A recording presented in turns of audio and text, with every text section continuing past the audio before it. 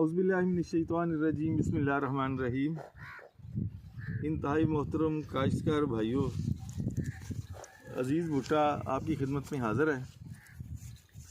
आज हम कपास के हवाले से कॉटन लगी हुई है, इसके हवाले से आपके साथ इंशाल्लाह ताला डिस्कशन करेंगे, जिन्होंने से बीटी कॉटन भी कहने हैं, अर्ली कॉटन भी कहने हैं। इंशाल्लाह ताला नाल ये गल्लां होणगियां जी। मेरे नाल इस वक्त मौजूद ने बुरे वाला रोड के उत्ते बायो ट्रेडर्स के फील्ड मैनेजर जनाब मुश्ताक साहब, और इंशाल्लाह थोड़ी देर बाद सामने आउणगे, कैमरे से पिछे ने इस वक्त साडे इत्थे फार्मर सर्विसेज मैनेजर जनाब रिजवान शकील साहब। दोस्तों, कपास की फसल जी है ना जी, अर्ली कपास की फसल, ये बहुत ज़्यादा अहमियत है। पाकिस्तान दे विच मौसमां की तब्दीली दे नाल कपास ने अपना टाइम बदल लिया। किसी ज़माने 15 मई तो लैके 15 जून तक बेहतरीन टाइम हुंदा सीगा।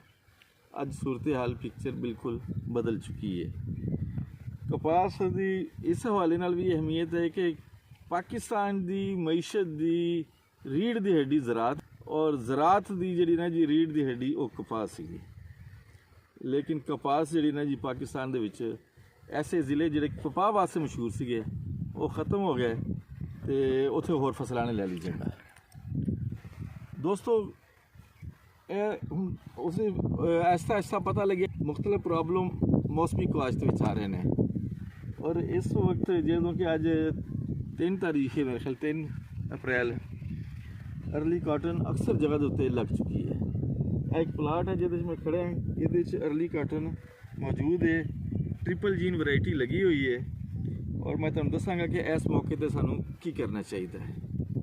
देखो दोस्तों, जो पहला काम है ना जो करने वाला इस स्टेज के उत्ते, वो ये है कि असी समझते हैं कि जो ट्रिपल जीन वैरायटी के उत्ते ग्लाइफोसेट का स्प्रे हो जाएगा, कोई नुकसान नहीं होएगा, ये गल ठीक है।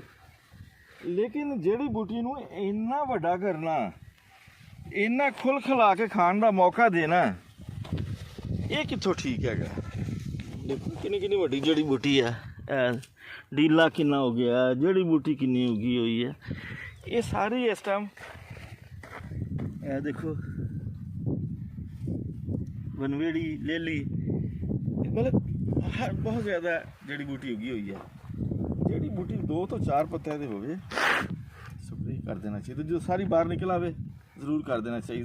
इन्ना इन्हों नहीं बदन देना, वो खुराक खा रही है, और वो खुराक खान नाल कपास की फसल अफेक्ट हो रही है, उन्होंने पूरी खुराक नहीं मिल रही। दोस्तों, एक तो है कि इस स्टेज के उत्ते जिस स्टेज पर फसल नज़र आ रही है, इस स्टेज के उत्ते जो कि 1 2 3 4 5 6 7 8 पत्ते हो गए हैं, 5 6 पत्ते हो गए हैं। सानू जड़ी बूटी वास्ते ग्लाइफोसेट का स्प्रे कर देना चाहिए।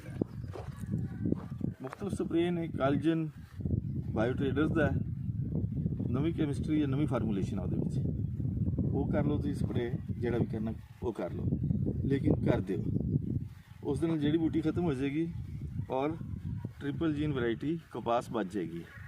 लेकिन स्प्रे तो पहले एक कन्फर्म कर लो कि तुसी जो बी लाया वा वो ट्रिपल जीन वैरायटी ही है कि कोई होर तो नहीं हैगी। अगर ट्रिपल जीन नहीं होएगी तो कपास का भी रगड़ा निकल जाएगा। इसलिए ये ज़रूरी कर लो, एक तो यह कम ज़रूरी है। दूसरे नंबर तो दोस्तों देखिए, पेस्ट के हवाले नाल इस स्टेज के उत्ते एफड का अटैक सीगा पहले, सुस्त तेले का, और सुस्त तेले के नाल हुण थ्रिप्स का अटैक मौजूद है। यह निशानी हैगी है, जो पत्ते इदा चुड़मुड़ होणगे, पत्तियां दे विच सुराख होए, और इस दे नाल की हैगा कि पत्तियां दी बैक साइड के उत्ते लकीरां होण, जो उन्होंने रगां ने, रगां दे नाल जिहड़ा चांदी जैसी चमक होएगी और पत्ते कौली वर्गे हो जान, तो फिर समझो उत्थे थ्रिप्स मौजूद है। कहने की जरूरत नहीं हैगी, थ्रिप्स हैगी है, ठीक है ना जी। और अगर चुड़मुड़ हो रहे हैं, समझो थ्रिप्स का भरपूर अटैक है। पत्ता बेशकला जा हो गया है, बिल्कुल उसका रोब शेप खत्म हो गया है, एवं जिमें दबे जे दब खड़े यानी उच्चा नीवा जा पत्ता हो गया। और फिर है कई जगह जो होता है कोबजे निकल गए ने पत्ते दे, तो फिर समझो उत्थे एफड मौजूद है। एफड जिन्हों असीं सुस्त तेला कहने उत्थे मौजूद है। इस स्टेज के उत्ते अर्ली कपाह के उत्ते तकरीबन हर जगह के उत्ते नज़र आ रहा है। ये सुस्त तेला एफर्ड इसको कहते हैं, ये भी सुस्त तेल है।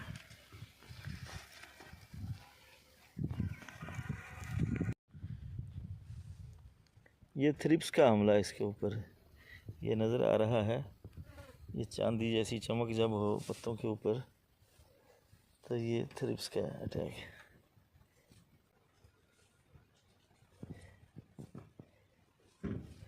दूसरी इसकी तो एक होता है कि चांदी जैसी चमक आती है पीछे, दूसरे नंबर पर ये होगा कि इसके पत्तों में सुराख होगा, ये भी थ्रिप्स की निशानी है। और तीसरा होता है कि पत्ता बिल्कुल चुड़मुड़ हो जाता है, ये देखें जिस तरह ये हो रहा है, ये भी थ्रिप्स की वजह से हो रहा है।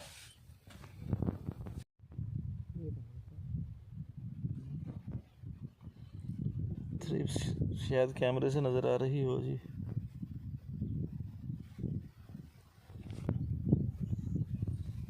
ये थ्रिप्स देखेंगे, ये 10 से ज़्यादा है मेरे ख्याल में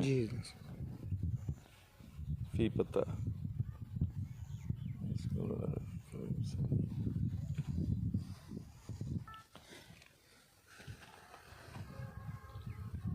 ये थ्रिप्स है, चांदी जैसी चमक भी है और थ्रिप्स भी चलती हुई नज़र आ रही होगी। देखिए कपास का पौधा जो बीमार है वो दूर से नज़र आ जाता है कि ये बीमार है।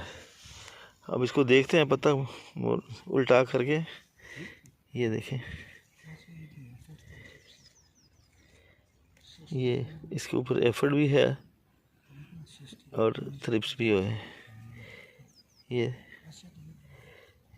एफर्ड की वजह से इसके ये पत्ते का जो कोबजा जड़ा निकले है ना जी, एफर्ड की वजह तो पत्ते खस्ता कमज़ोर। ये देखें सुराख पत्तों में, ये सारी थ्रिप्स की निशानियां हैं और एफर्ड की निशानियां हैं। ये कपास के इब्तदाई स्टेज पर जब हमला होता है एफर्ड का और थ्रिप्स का तो ये मसाइल, ये चीज़ें नज़र आती हैं। ये देखिए ये एफर्ड का सुस्त तेले का हमला आपको नज़र आ रहा होगा, शदीद किस्म का हमला है। और इसकी निशानी ये है कि ये बिल्कुल ये ना एक तकिए की तरह कोबजा निकल आंदा है और पत्ते की खूबसूरती खत्म हो जाती है। ये देखो ये एफर्ड, इसको हम तोड़ कर ये तो देखें जरा, नज़र आ रहा होगा ये आपको। ये एफर्ड का सुस्त तेले का हमला है। ये देखें ये अफेक्टेड है। ये देखें ये पौधा जिस तरह कोलियां सी बनी हुई हैं और जनाब पत्ते देख कोब निकले होंगे, पत्ता चुड़मुड़ होएगा, खस्ता जा हो गया होएगा। ये सारी निशानियां जड़ियां ने ये दस रही हैं कि थ्रिप्स और एफर्ड का हमला हो चुका है। चलो मैं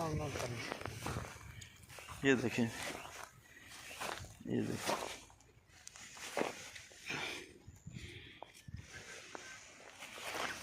ये देखो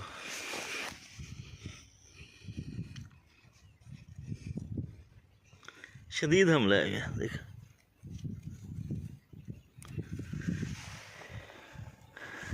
देखो दोस्तों, स्प्रे वो करना जिदा फसल नूं स्ट्रेस ना आवे। कोई बहुत ज़्यादा खर्चे करने की ज़रूरत नहीं है। खर्चे करने जड़े ना जी, मैं एक तो मैं कहूँगा कि क्लोथेनाडिन सुस्त तेले वास्ते बहुत अच्छा प्रोडक्ट है। मुख्तलिफ कंपनियों को लैगा, बायो ट्रेडर को लैगा कोस्टल के नाम तो ये 100 ml डोज स्टार्ट के ना जी 100 लीटर पानी वास्ते काफ़ी है। यानी एक किले वास्ते ना जी काफ़ी है 100 ml। 100 तो तुम इनू 150 तक 200 तक ले जा सकते हो जिमें जिमें फसल वड्डी होएगी, जिमें जिमें हमला ज़्यादा होएगा। और इस तमाम किस्म की सकिंग दे कोई मतलब वाइट फ्लाई है वाला ये सुस्त तेला सब्ज तेला और ये कोई भी रस चूसने वाला ईवन सफेद मक्खी ਉਹਦੇ ਵਾਸਤੇ ਇਬਤਦਾਈ ਤੌਰ ਦੇ ਉੱਤੇ ਇਹ ਬਿਹਤਰੀਨ ਪ੍ਰੋਡਕਟ ਹੈਗਾ। ਔਰ ਇਸਦਾ ਦੂਸਰਾ ਸਭ ਤੋਂ ਵੱਡਾ ਫਾਇਦਾ ਕਿ ਇਹਦੇ ਨਾਲ ਫਸਲ ਦੇ ਉੱਤੇ ਸਟ੍ਰੈਸ ਨਹੀਂ ਹੁੰਦਾ, ਨਾ ਹੋਣ ਦੇ ਬਰਾਬਰ ਹੁੰਦਾ ਹੈਗਾ। ਮੁਖਤਲਿਫ ਕੰਪਨੀਆਂ ਦਾ ਹੈਗਾ ਵਾ, ਬਾਇਓ ਟ੍ਰੇਡਰ ਵਾਲਿਆਂ ਦਾ ਕੋਸਟਲ ਦੇ ਨਾਮ ਤੋਂ ਹੈਗਾ। ਡੋਜ਼ ਮੈਂ ਤੁਹਾਨੂੰ ਦੱਸ ਦਿੱਤੀ ਆ, 100 ਤੋਂ ਸਟਾਰਟ ਕਰਨਾ ਤੇ ਇਹਨੂੰ ਦੂਸਰੇ ਤੀਸਰੇ ਚੌਥੇ ਸਪਰੇਅ 'ਚ ਮਤਲਬ 200 ਤੱਕ ਲੈ ਜਾਣਾ ਹੈਗਾ। ਆਹਿਸਤਾ ਸਪਰੇਅ ਬਗੈਰ ਜ਼ਰੂਰਤ ਦੇ ਨਹੀਂ ਕਰਨਾ। ਅਗਰ ਐਫਰਟ ਮੌਜੂਦ ਹੈ ਟਿਕਾ ਕੇ ਹੈਗਾ ਫਿਰ ਕਰ ਦੇਣਾ ਚਾਹੀਦਾ ਹੈਗਾ ਵਾ। ਐਫਰਟ ਦਾ ਵਾਸਤੇ ਕੋਈ ਉਹ ਨਹੀਂ ਹੈ ETL ਲੈਵਲ, ਅਗਰ ਹੈ ਤਾਂ ਫਿਰ ਕਰ ਦਿਓ। ਔਰ ਦੂਸਰੇ ਨੰਬਰ ਦੇ ਉੱਤੇ ਅਗਰ ਥ੍ਰਿਪਸ ਹੈਗੀ ਹੈ, ਥ੍ਰਿਪਸ ਦਾ 200 ETL ਲੈਵਲ ਹੁੰਦਾ ਹੈਗਾ 8 ਤੋਂ 10 ਫੀ ਪੱਤਾ। ਥ੍ਰਿਪਸ ਦੀ ਨਿਸ਼ਾਨੀ ਕੀ ਹੈਗੀ ਆ? ਪਹਿਲੀ ਨਿਸ਼ਾਨੀ ਹੋਏਗੀ ਉਹਦੀਆਂ ਰਗਾਂ ਜਿਹੜੀਆਂ ਪੱਤੇ ਦੀ ਬੈਕ ਸਾਈਡ ਤੇ ਉਹ ਚਾਂਦੀ ਜੈਸੀ ਚਮਕ ਹੋਏਗੀ। ਦੂਸਰੇ ਨੰਬਰ ਤੇ ਕੀ ਹੈਗਾ ਕਿ ਉਹਦੀਆਂ ਜਿਹੜੇ ਨਾ ਜੀ ਕੌਲੀਆਂ ਜਿਹੀਆਂ ਬਣ ਜਾਣਗੀਆਂ। ਤੀਸਰੇ ਨੰਬਰ ਤੇ ਕਿ ਉਹ 'ਚ ਸੁਰਾਖ ਬਣ ਜਾਣਗੇ ਪੱਤਿਆਂ ਦੇ ਵਿੱਚ। ਚੌਥੇ ਨੰਬਰ ਤੇ ਬਿਲਕੁਲ ਚੁੜਮੁੜ ਹੋ ਜਾਏਗਾ, ਐ ਮੁੜ ਜਾਏਗਾ, ਸਮਝੋ ਥ੍ਰਿਪਸ ਟਿਕਾ ਕੇ ਆ ਗਈ। ETL ਲੈਵਲ ਲਿਖਣਾ ਹੈਗਾ 8 ਤੋਂ 10, 6 ਤੋਂ 10 ਵੀ ਹੋ ਜਾਏ ਸਪਰੇਅ ਕਰ ਦਿਓ, ਕਿਉਂਕਿ ਸਪਰੇਅ ਤੁਹਾਨੂੰ 2 ਦਿਨਾਂ ਬਾਅਦ ਤੁਸੀਂ ਕਰੋਗੇ ਤਾਂ ਉਹਨਾਂ 'ਚ 6 ਦੇ 8, 8 ਦੇ 10 ਹੋ ਜਾਣੇ ਨੇ। ਔਰ ਉਹਦੇ ਵਾਸਤੇ ਮੈਂ ਤੁਹਾਨੂੰ ਕਹਾਂਗਾ ਬਿਹਤਰੀਨ ਹੈਗਾ ਕਿ ਐਬਾਮੈਕਟਨ ਦਾ ਸਪਰੇਅ ਕਰੋ। ਐਬਾਮੈਕਟਨ ਹਰ ਕੰਪਨੀ ਕੋਲ ਹੈਗਾ, ਮਹਿੰਗਾ ਪ੍ਰੋਡਕਟ ਨਹੀਂ ਹੈਗਾ। ਔਰ ਐਬਾਮੈਕਟਨ ਥ੍ਰਿਪਸ ਵਾਸਤੇ ਔਰ ਸਬਜ਼ ਤੇਲੇ ਵਾਸਤੇ ਸੁਪਰ ਤਰੀਨ ਪ੍ਰੋਡਕਟ ਹੈ। ਦੂਸਰਾ ਇਹਦਾ ਫਾਇਦਾ ਕਿ ਇਹਦੇ ਨਾਲ ਸਟ੍ਰੈਸ ਨਹੀਂ ਹੈਗਾ। ਐਬਾਮੈਕਟਨ ਦਾ ਸਪਰੇਅ ਕਰੋ, 400 ml ਦੀ ਡੋਜ਼ ਕਰਨੀ, 250 ਨਹੀਂ ਕਰਨੀ। 400 ਕਰੋਗੇ ਤਸੱਲੀ ਇੱਕੋ ਦਫਾ ਹੀ ਹੋ ਜਾਏਗੀ, ਫਸਲ ਨੂੰ ਸਟ੍ਰੈਸ ਨਹੀਂ ਆਉਂਦਾ। ਦੂਸਰੇ ਨੰਬਰ ਤੇ ਕੀ ਹੈਗਾ ਐਬਾਮੈਕਟਨ ਦੇ ਨਾਲ ਇਹ ਹੈਗਾ ਥ੍ਰਿਪਸ ਵੀ ਮਰੇਗੀ ਤਾਂ ਫਸਲ ਦੇ ਵਿੱਚ ਜਿਹੜਾ ਨਾ ਕਪਾਹ ਦਾ ਇੱਕ ਨਾ ਖੁਦ ਇੱਕ ਇਮਿਊਨਿਟੀ ਸਿਸਟਮ ਮੁਦਾਫਿਆਤੀ ਨਿਜ਼ਾਮ ਹੁੰਦਾ ਹੈਗਾ ਵਾ। ਦੂਸਰੇ ਸਪਰੇਅ ਅਸੀਂ ਕਰਾਂਗੇ ਉਹਦੇ ਨਾਲ ਉਹ ਡਿਸਟਰਬ ਹੋ ਜਾਏਗਾ, ਐਬਾਮੈਕਟਨ ਨਾਲ ਉਹ ਡਿਸਟਰਬ ਵੀ ਨਹੀਂ ਹੁੰਦਾ। ਔਰ ਐਬਾਮੈਕਟਨ ਕਿਹੜੀ ਕਰਨੀ ਹੈ? ਦੇਖੋ ਜਿਹੜੀ ਐਬਾਮੈਕਟਨ ਹੈ ਨਾ ਜੀ, ਇਹ ਲੋਹੇ ਦੀ ਸਿਲਵਰ ਦੀ ਪੈਕਿੰਗ ਵਿੱਚ। ਮੈਂ ਤੁਹਾਨੂੰ ਮਸ਼ਵਰਾ ਦਵਾਂਗਾ ਉਹ ਕਰੇ ਜਿਹੜੀ ਵੀ ਕੰਪਨੀ ਦੀ ਹੈ, ਕਿਉਂਕਿ ਐਬਾਮੈਕਟਨ ਜਿਹੜਾ ਨਾ ਜਿਹਦੇ ਐਫੀਕੇਸੀ ਦਾ ਪ੍ਰੋਬਲਮ ਹੁੰਦਾ ਔਰ ਇਹਦੀ ਸ਼ੈਲਫ ਲਾਈਫ ਦਾ ਇਸ਼ੂ ਹੁੰਦਾ। ਇਸ ਵਾਸਤੇ ਇਹਨੂੰ ਜਿਹੜਾ ਨਾ ਜੀ ਇਹਦੇ ਵਿੱਚ ਸਿਲਵਰ ਦੀ ਬੋਤਲ ਦੇ ਵਿੱਚ ਰੱਖਿਆ ਜਾਂਦਾ ਔਰ ਧਾਤ ਦੀ ਬੋਤਲ ਵਿੱਚ। ਬਾਇਓ ਟ੍ਰੇਡਰਸ ਇਹਦਾ ਨਾਮ ਹੈਗਾ ਆਲਟਰ ਦੇ ਨਾਮ ਤੋਂ। ਔਰ ਤੁਸੀਂ ਬਸ ਤੁਹਾਡੀ ਆਪਣੀ ਮਰਜ਼ੀ ਜਿਹੜਾ ਮਰਜ਼ੀ ਕਰ ਸਕਦੇ ਹੋ, ਲੇਕਿਨ ਮੈਂ ਤੁਹਾਨੂੰ ਉਹ ਮਸ਼ਵਰਾ ਦੇਵਾਂਗਾ ਦੀ ਬੈਸਟ ਜਿਹਦੇ ਕੋਲ ਇਹ ਚੀਜ਼ਾਂ ਮੌਜੂਦ ਨੇ। ਔਰ ਇਸ ਲਈ ਜਿਹੜਾ ਨਾ ਜੀ ਇਹਦੀ ਡੋਜ਼ 400 ਰੱਖਣੀ ਹੈ ਫੀ ਏਕੜ। ਔਰ ਇਹਦੇ ਨਾਲ ਕਿਸੇ ਹੋਰ ਚੀਜ਼ ਨੂੰ ਸ਼ਾਮਲ ਕਰਨ ਦੀ ਜ਼ਰੂਰਤ ਨਹੀਂ। ਥ੍ਰਿਪਸ ਵਾਸਤੇ, ਸਬਜ਼ ਤੇਲੇ ਵਾਸਤੇ ਇਹ ਬਹੁਤ ਅੱਛਾ ਪ੍ਰੋਡਕਟ ਹੈ। ਔਰ ਇਹਨੂੰ ਸ਼ੁਰੂ ਦੇ ਵਿੱਚ ਇਹੀ ਕਰਨਾ ਹੈਗਾ ਵਾ। ਇਹ ਵੀ ਨਹੀਂ ਕਿ ਤੀਸਰੇ ਚੌਥੇ ਦਿਨ ਲੱਗੇ ਰਹੋ, ਪ੍ਰੋਬਲਮ ਦੇਖ ਕੇ ਕਰਨਾ ਹੈ। ETL ਲੈਵਲ ਥ੍ਰਿਪਸ ਤਾਂ ਮੈਂ ਤੁਹਾਨੂੰ ਦੱਸਿਆ ਹੈਗਾ ਵਾ 8 ਤੋਂ 10, 6 ਤੋਂ 10 ਵੀ ਹੋ ਸਕਦਾ ਹੈਗਾ। ਔਰ ਸਬਜ਼ ਤੇਲ ਦਾ 1 ਫੀ ਪੱਤਾ ਅਗਰ ਆ ਜਾਏਗਾ ਨਾ ਜੀ ਤੇ ਫਿਰ ਸਪਰੇਅ ਕਰ ਦੇਣਾ। ਸਬਜ਼ ਤੇਲਾ ਇਸ ਤੋਂ ਉੱਤੇ ਨਹੀਂ ਵਧਣ ਦੇਣਾ। 1 ਫੀ ਪੱਤਾ ਵੀ ਅਗਰ ਜੈਸਡ ਸਬਜ਼ ਤੇਲਾ ਹੈ ਤੇ ਉਹ ਤੁਸੀਂ ਇਸ ਟਾਈਮ ਨਹੀਂ ਹੈਗਾ ਫਸਲ ਦੇ ਉੱਤੇ, ਲੇਕਿਨ ਕਾਸ਼ਤਕਾਰਾਂ ਨੂੰ ਪਤਾ ਹੈਗਾ ਸਬਜ਼ ਤੇਲੇ ਦੀ ਨਿਸ਼ਾਨੀ ਹੁੰਦੀ ਕਿ ਉਹਨੂੰ ਪਿੱਛੋਂ ਛੇੜੀਏ ਨਾ ਜੀ ਤੇ ਉਹ ਟੇੜੀ ਚਾਲ ਚੱਲਦਾ, ਸਿੱਧਾ ਨਹੀਂ ਚੱਲਦਾ। ਇੱਕ ਤੇ ਟੱਪਦਾ ਹੈਗਾ, ਦੂਸਰਾ ਚੱਲੇਗਾ ਤੇ ਟੇੜੀ ਚਾਲ ਚੱਲੇਗਾ। ਇਸ ਲਈ ਦੋਸਤੋ ਜਿਹੜਾ ਨਾ ਜੀ ਸਬਜ਼ ਤੇਲੇ ਵਾਸਤੇ ਵੀ ਆਲਟਰ ਹੀ ਚੱਲੇਗਾ। ਆਲਟਰ ਦਾ ਸਪਰੇਅ ਤੁਸੀਂ ਕਰਨਾ ਹੈਗਾ। ਅੱਛਾ ਦੋਸਤੋ, ਇਸ ਦੇ ਇਹ ਹੋ ਗਿਆ ਇਸ ਟਾਈਮ ਜਿਹੜੇ ਪ੍ਰੋਬਲਮ ਹੈਗੇ ਨੇ। ਔਰ ਇੱਕ ਇਸ ਦੇ ਨਾਲ ਪ੍ਰੋਬਲਮ ਇਸ ਸਾਲ ਨਜ਼ਰ ਨਹੀਂ ਆ ਰਿਹਾ ਮੈਨੂੰ, ਲੇਕਿਨ ਪਹਿਲੇ ਹੁੰਦਾ ਸੀਗਾ ਕੱਟ ਵਰਮ ਆਉਂਦਾ ਸੀਗਾ, ਪੌਦੇ ਨੂੰ ਕੱਟ ਦਿੰਦਾ ਸੀਗਾ ਔਰ ਉਹਨੂੰ ਟੋਕਾ ਵੀ ਕਹਿੰਦੇ, ਚੋਰ ਕੀੜਾ ਵੀ ਕਹਿੰਦੇ। ਅਗਰ ਉਹ ਹੋਏਗਾ ਤਾਂ ਉਹਦੇ ਵਾਸਤੇ ਦੋਸਤੋ ਬਾਈਫੈਨਥ੍ਰੀਨ, ਐਬਾਮੈਕਟਨ, ਸੌਰੀ ਉਹਦੇ ਵਾਸਤੇ ਲੈਮਡਾ। ਲੇਕਿਨ ਇਹਦਾ ਸਪਰੇਅ ਕਰਨਾ ਅਸਰ ਤੋਂ ਬਾਅਦ, ਕਿਉਂਕਿ ਕੱਟ ਵਰਮ ਜਿਹੜਾ ਇਹ ਅਸਰ ਤੋਂ ਬਾਅਦ ਨਿਕਲਦਾ ਹੈ। ਲੇਕਿਨ ਚूँकि ਮੌਸਮ ਠੰਡਾ ਹੈਗਾ ਇਸ ਲਈ ਫਿਲਹਾਲ ਨਹੀਂ ਨਿਕਲ ਰਿਹਾ ਹੈਗਾ, ਨਜ਼ਰ ਨਹੀਂ ਆ ਰਿਹਾ ਕਿਸੇ ਪਾਸੇ ਮੈਨੂੰ ਕੋਈ ਪੱਤਾ ਕੱਟਿਆ ਹੋਇਆ। ਸਪਰੇਅ ਕਰਨ ਦੀ ਜ਼ਰੂਰਤ ਨਹੀਂ ਹੈਗੀ। ਲੇਕਿਨ ਅਗਰ ਕਿਸੇ ਜਗ੍ਹਾ ਤੇ ਹੋਵੇ, ਕਿਸੇ ਇਲਾਕੇ 'ਚ ਆ ਰਿਹਾ ਹੈਗਾ ਤਾਂ ਫਿਰ ਅਸਰ ਤੋਂ ਬਾਅਦ ਕਰਨਾ ਹੈ। ਜ਼ਮੀਨ ਦੇ ਵਿੱਚ ਹੁੰਦਾ ਹੈ ਕੀੜਾ, ਅਸਰ ਤੋਂ ਬਾਅਦ ਨਿਕਲਦਾ, ਇਸ ਲਈ ਇਹਦਾ ਸਪਰੇਅ ਵੀ ਅਸਰ ਤੋਂ ਬਾਅਦ ਕਰੋ। ਬਾਕੀ ਰਹਿ ਗਈ ਜੀ ਹੁਣ ਇਸ ਟਾਈਮ ਜਿਹੜੀ ਖੁਰਾਕ ਦੋਸਤੋ, ਜਿਨ੍ਹਾਂ ਲੋਕਾਂ ਨੇ DAP ਪਾਈ ਹੋਈ ਆ ਠੀਕ ਹੈਗਾ, ਜਿਨ੍ਹਾਂ ਨੇ ਨਹੀਂ ਪਾਈ ਉਹ ਹੁਣ ਜ਼ਰੂਰ ਪਾ ਲੈ, ਇੰਤਜ਼ਾਰ ਨਹੀਂ ਕਰਨਾ। DAP ਪਾਉਣੀ ਹੈਗੀ ਹੈ। DAP ਦੇ ਨਾਲ ਤੁਸੀਂ ਹਿਊਮਿਕ ਐਸਿਡ ਪਾ ਲਓ। DAP ਦੇ ਨਾਲ ਤੁਸੀਂ ਮੁਖਤਲਿਫ ਕਿਸਮ ਦੇ ਆਰਗੈਨਿਕ ਮੈਟਰ ਪਾ ਸਕਦੇ ਹੈਗੇ ਹੋ। ਕੋਈ ਵੀ ਮਾਈਕਰੋ ਦੀ ਚੀਜ਼ਾਂ ਤੁਸੀਂ ਪਾ ਸਕਦੇ ਹੋ ਜਿਹਦੇ ਨਾਲ ਜਿਹੜਾ ਨਾ ਜੀ ਜ਼ਮੀਨ ਵੀ ਬਿਹਤਰ ਹੋਵੇ, ਖੁਰਾਕ ਦੀ ਦਸਤਿਆਬੀ ਵੀ ਹੋਵੇ ਫੌਰੀ ਤੌਰ 'ਤੇ।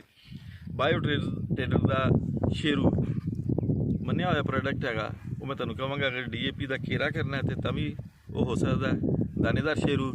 ਔਰ ਅਗਰ ਤੁਸੀਂ ਫਲੱਡ ਕਰਦੇ ਪਏ ਹੋ ਤਾਂ ਉਹਦੇ ਵਾਸਤੇ ਦੂਸਰਾ ਸ਼ੇਰੂ ਜਿਹੜਾ ਦਾਣੇਦਾਰ ਨਹੀਂ ਹੈਗਾ, ਸਾਦਾ ਸ਼ੇਰੂ, ਫਿਰ ਤੁਸੀਂ ਯਾਨੀ ਦਾਣੇਦਾਰ ਹੈਗਾ ਸ਼ੇਰੂ ਜੀ, ਔਰ ਜਿਹੜਾ ਆਮ ਸ਼ੇਰੂ ਹੈਗਾ ਵਾ ਉਹ ਫਲੱਡ ਕਰਨ ਵਾਸਤੇ ਹੈਗਾ ਵਾ, ਉਹ ਘੁਲ ਜਾਂਦਾ ਡਰਮ ਦੇ ਵਿੱਚ, ਉਹ ਪਾ ਕੇ ਤੁਸੀਂ ਫਲੱਡ ਕਰ ਦਿਓ।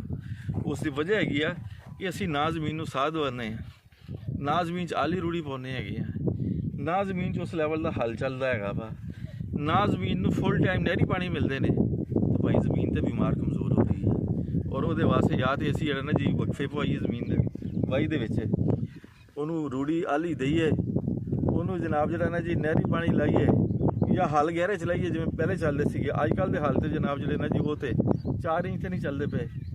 ਅਸੀਂ ਉਹ ਜਿਹੜੀ ਕਰਦੇ ਨਾ ਜਿਵੇਂ ਖੇਲ ਬਣਾਈ ਹੈਗੀ ਆ ਮਿੱਟੀ ਨਰਮ ਨਰਮ ਇਕੱਠੀ ਕਰਕੇ, ਤੁਸੀਂ ਦੇਖਿਆ ਹੋਣਾ ਕਪਾਹ ਦੀ ਜੜ ਵੱਡੀ ਹੋਣੀ ਚਾਹੀਦੀ ਹੈ, ਯਾਨੀ ਕਾਫੀ ਫੁੱਟ ਜਾਣੀ ਚਾਹੀਦੀ, 6 ਫੁੱਟ 8 ਫੁੱਟ ਇਸ ਲੈਵਲ ਦੀ ਹੁੰਦੀ ਹੈ, ਲੇਕਿਨ ਉਹ ਥੋੜ੍ਹੀ ਜਿਹੀ ਜੜ ਹੁੰਦੀ ਆ ਇਸੇ ਨਰਮ ਮਿੱਟੀ ਦੇ ਵਿੱਚ ਸਭ ਤਰ੍ਹਾਂ ਫਿਰਦੀ ਰਹਿੰਦੀ ਹੈ, ਅੱਗੇ ਨਹੀਂ ਜਾਂਦੀ। ਜਦੋਂ ਨਹੀਂ ਜਾਏਗੀ ਤਾਂ ਫਿਰ ਖੁਰਾਕ ਕਿੱਥੋਂ ਆਏਗੀ? ਉਸੇ ਵਜ੍ਹਾ ਹੈ ਕਿ ਜ਼ਮੀਨ ਦਾ ਅਸੀਂ ਖਿਆਲ ਨਹੀਂ ਕਰ ਰਹੇ। ਇਹਦੇ ਵਾਸਤੇ ਕਮ ਅਜ਼ ਕਮ ਹੈਗਾ ਕਿ ਸ਼ੇਰੂ ਦਾ ਜ਼ਰੂਰ ਪਾਇਆ ਜਾਏ। ਔਰ ਦੂਸਰੇ ਨੰਬਰ 'ਤੇ ਹੈਗਾ ਕਿ 200 ਇਸ ਸਟੇਜ ਦੇ ਉੱਤੇ ਯੂਰੀਆ ਅਸੀਂ ਜਿਹੜੇ ਬੇਤਹਾਸ਼ਾ ਦੱਬ ਦਿੰਦੇ ਹਾਂ, ਨਹੀਂ ਕਰਨੀ। ਫਿਲਹਾਲ ਤਾਂ ਫਸਲ ਨੂੰ ਜ਼ਰੂਰਤ ਹੀ ਕੋਈ ਨਹੀਂ ਯੂਰੀਏ ਦੀ, ਲੇਕਿਨ ਜਦੋਂ ਇਹਦੀ ਗਰੋਥ ਸਟਾਰਟ ਵੀ ਹੋਣੀ ਆ, ਮੈਂ ਤੁਹਾਨੂੰ ਕਹਾਂਗਾ ਇਬਤਦਾਈ ਤੌਰ 'ਤੇ ਯੂਰੀਆ, ਇੱਕ ਬੋਰੀ ਯੂਰੀਏ ਦੀ 50 ਕਿਲੋ ਦੀ 5 ਕਿੱਲਿਆਂ ਵਾਸਤੇ ਵੀ ਕਾਫੀ ਹੁੰਦੀ ਹੈ। ਯਾਨੀ ਚੁਸਕੀ ਲਾਉਣੀ ਹੈ 2 ਕੰਮਾਂ ਵਾਸਤੇ, ਇੱਕ ਤਾਂ ਫਸਲ ਵੀ ਟੁਰੇ ਥੋੜ੍ਹੀ ਥੋੜ੍ਹੀ, ਔਰ ਇਹਦੇ ਪੱਤਿਆਂ ਦੇ ਵਿੱਚ ਖੁਰਾਕ ਬਣਨ ਦਾ ਅਮਲ ਵੀ ਚੱਲਦਾ ਰਹੇ, ਹਰਿਆਲੀ ਰਹੇ।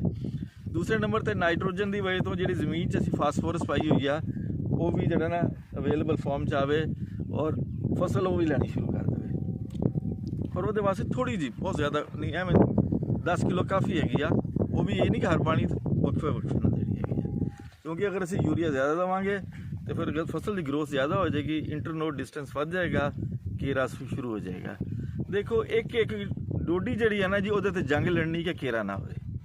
ਦੇਖੋ ਹਰ ਇੱਕ ਨੂੰ ਸੰਭਾਲ ਨਹੀਂ ਸਕਦੇ, ਕਿਰੇਗੀ ਵੀ ਸਹੀ, ਲੇਕਿਨ ਪੂਰੀ ਜੰਗ ਲੜਨੀ ਆ। ਕਿਉਂ? ਤਾਂ ਕਿ ਜ਼ਿਆਦਾ ਤੋਂ ਜ਼ਿਆਦਾ ਪੈਦਾਵਾਰ ਲਈਏ। ਇੱਕ ਡੋਡੀ ਉਹਦਾ ਮਤਲਬ ਹੈਗਾ ਇੱਕ ਟਿੰਡਾ, ਇਹ ਸਾਰਾ ਬਚਾਉਣਾ ਹੈਗਾ ਵਾ। ਬਹੁਤ ਮਿਹਰਬਾਨੀ ਦੋਸਤੋ, ਕੋਈ ਸਵਾਲ ਹੋਵੇ ਤਾਂ ਤੁਸੀਂ ਕਰ ਸਕਦੇ ਹੋ। ਇਨਸ਼ਾ ਅੱਲਾਹ ਤਾਲਾ ਕਪਾਹ ਦੀ ਤੁਹਾਨੂੰ ਵਕਤ ਦੇ ਨਾਲ ਨਾਲ ਜਾ ਕੇ ਨਾ ਜੀ ਮਜ਼ੀਦ ਵੀ ਰਹਿਨੁਮਾਈ ਤੁਹਾਨੂੰ ਕਰਦੇ ਰਹਾਂਗੇ। ਫਿਲਹਾਲ ਇਹੀ ਪ੍ਰੋਬਲਮ ਮੈਨੂੰ ਨਜ਼ਰ ਆਏ ਨੇ, ਜਿਹੜੇ 2-3 ਪ੍ਰੋਬਲਮ, ਉਹਦੀ ਮੈਂ ਤੁਹਾਨੂੰ ਜ਼ਰੂਰ ਰਹਿਨੁਮਾਈ ਕੀਤੀ ਆ। ਜਨਾਬ ਮੇਰੇ ਨਾਲ ਮੌਜੂਦ ਹੈਗੇ ਨੇ ਰਿਜ਼ਵਾਨ ਸ਼ਕੀਲ ਸਾਹਿਬ, ਪਹਿਲੇ ਕੈਮਰਾ ਇਹੀ ਚਲਾ ਰਹੇ ਸੀਗੇ। ਇਸ ਇਲਾਕੇ 'ਚ ਮਾਸ਼ਾਅੱਲਾ ਅੱਛੀ ਫੀਲਡ ਵਰਕਿੰਗ ਕਰਦੇ ਨੇ ਬਾਇਓ ਟ੍ਰੇਡਰਸ ਦੇ, ਔਰ ਬਹੁਤ ਮਿਹਰਬਾਨੀ ਸਰ, ਬਹੁਤ ਸ਼ੁਕਰੀਆ।